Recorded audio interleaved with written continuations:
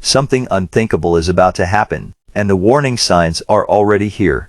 At a time when global tensions are rising, when war risks are expanding across critical regions, and when uncertainty should be driving investors into safety, gold and silver are not behaving the way they're supposed to. Instead of surging, they are hesitating, stalling, and in some moments, even falling.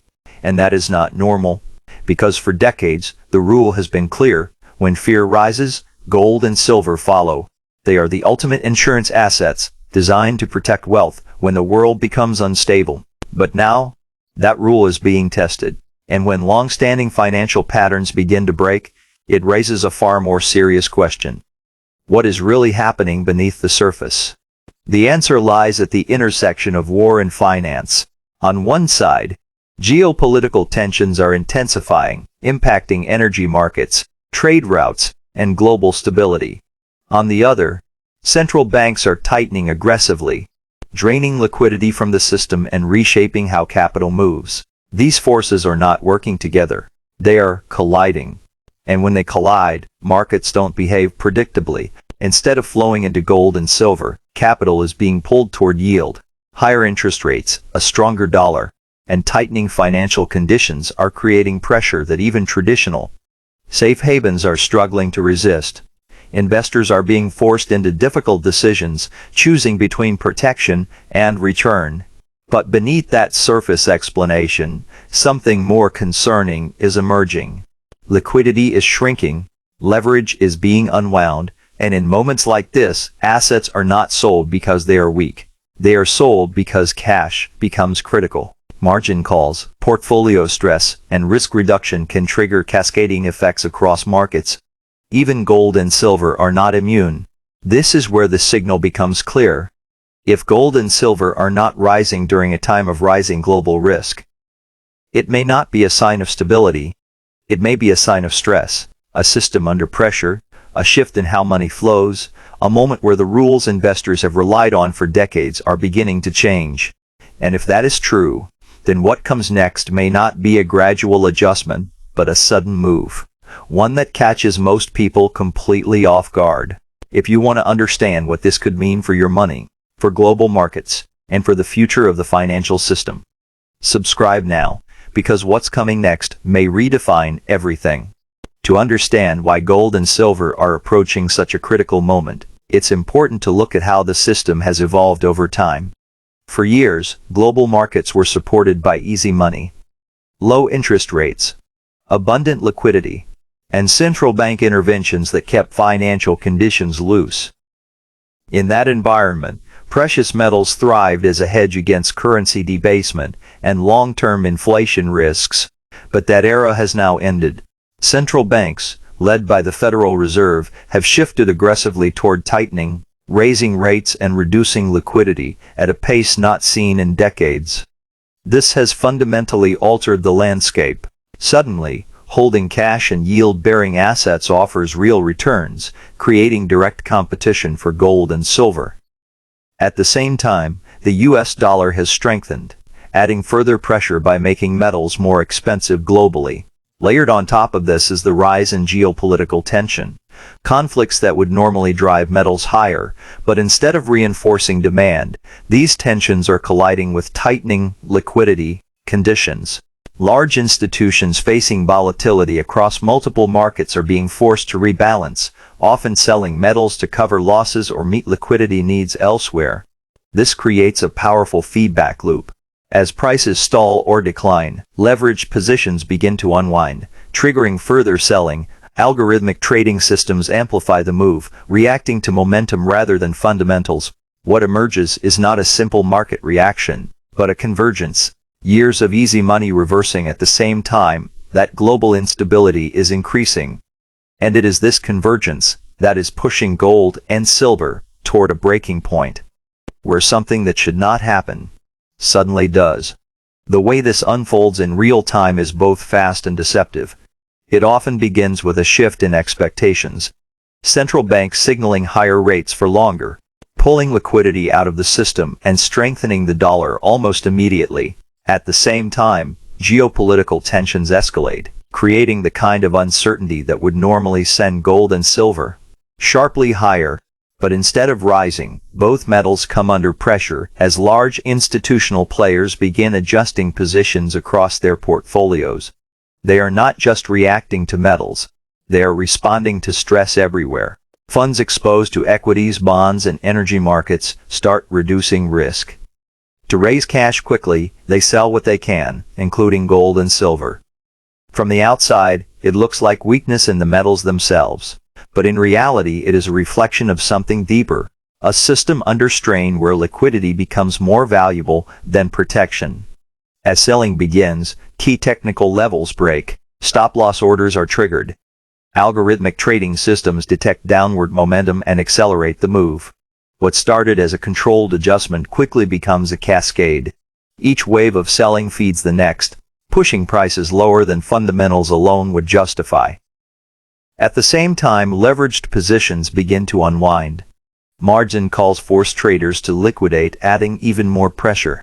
There are two competing interpretations of what this means. One suggests that markets are confident, that inflation will be controlled, that central banks are in control, and that safe havens are simply adjusting to a new environment of higher yields. The other interpretation is far more concerning. It suggests that forced selling and tightening liquidity are distorting prices, masking underlying instability rather than resolving it. The data reflects both realities. Yields are rising, the dollar is strong, and capital is flowing toward return. But volatility is also increasing, and markets are reacting more aggressively to every new development. This sensitivity is often a sign that the system is becoming less stable, not more. Because in an environment like this, price is not just a measure of value, it is a measure of pressure. And when multiple pressures build at once, war, monetary tightening, and financial leverage, the outcome is rarely smooth. It becomes explosive, and when that explosion comes, it rarely gives warning. What makes this moment even more critical is the strategic role gold and silver play beneath the surface of the global system. These are not just commodities. They are signals of trust. When confidence in currencies, governments, or financial stability begins to weaken, capital historically moves into metals as a form of protection. But when that movement doesn't happen, or happens too late, it suggests that something is interfering with that natural flow. Right now, that interference is coming from monetary control.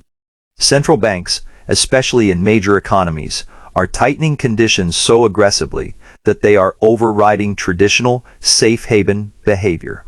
By keeping rates high and liquidity tight, they are effectively forcing capital into yield and away from protection. This creates a temporary illusion of stability, where currencies appear strong and inflation appears manageable. But it comes at a cost. It builds pressure beneath the surface. At the same time, geopolitical tensions are not easing. Conflicts continue to threaten energy routes, supply chains, and global trade stability.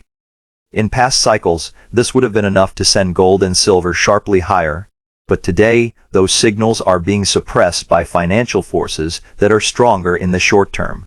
This creates a dangerous imbalance, where risk is rising, but the traditional indicators of that risk are not fully reflecting it. There is also a growing divergence between what markets are doing and what long-term strategic actors are doing. While traders may be selling metals in response to liquidity pressure, some central banks and institutions continue to accumulate gold quietly. This suggests that beneath the volatility, there is recognition that the current system may not remain stable indefinitely. Silver, with its dual role in both industry and monetary systems, adds another layer of complexity, linking economic growth, technological demand, and financial protection all at once. Operationally, the system is becoming more fragile. Supply chains for key resources are under pressure. Energy markets remain volatile. Financial markets are increasingly sensitive to policy changes. All of these factors feed into each other, creating a network of risk that is difficult to contain.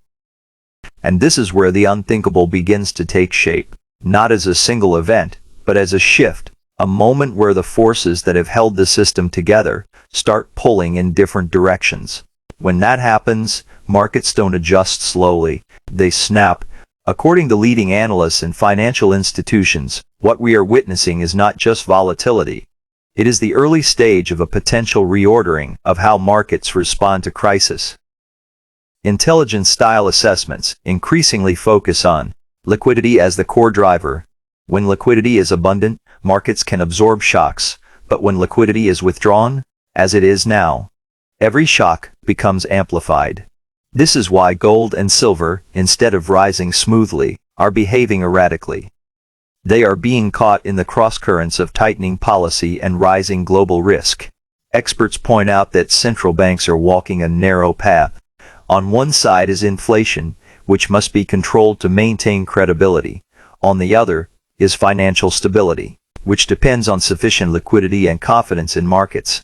By prioritizing inflation control, policymakers may be unintentionally increasing stress elsewhere in the system, and that stress often shows up first in assets that are widely held and highly liquid, like gold and silver.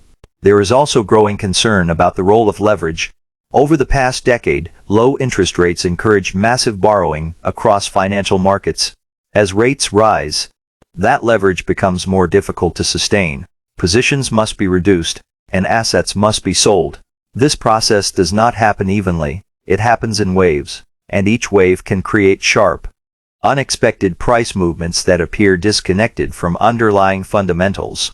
Geopolitical analysts add another dimension, noting that economic pressure can influence strategic decisions just as much as military action.